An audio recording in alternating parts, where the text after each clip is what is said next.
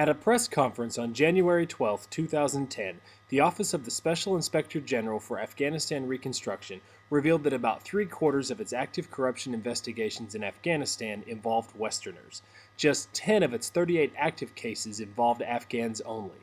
While U.S. officials often insist that the Afghan government do more to combat corruption, the Inspector General's report makes it clear that Western corruption in contracting and procurement is also a major problem. Today, there are a lot of accusations about corruption by the government of President Hamid Karzai. The conversations that now have to be had and continued with the Afghan government are the steps that they're going to take to address fraud and corruption.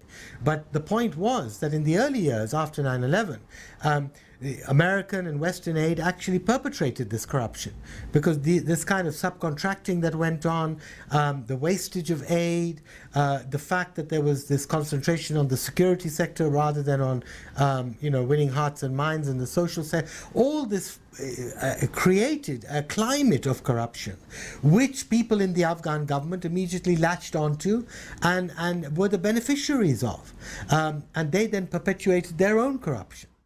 We're identifying collusive and insider trading of information during the award process, collusive bidding on contracts, kickbacks and bribes being paid during the awarding of contracts. Since 2002, the U.S. has spent billions of dollars on rebuilding Afghanistan. Nearly 250,000 contractors have been hired to do the work, which ranges from actual construction to providing security. But until last year, there was little oversight to make sure contractors completed their jobs, or whether they even spent the money in Afghanistan.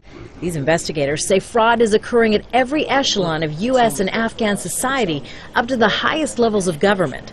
But the cases often can't be prosecuted in the U.S. or Afghanistan, so few perpetrators are ever brought to justice.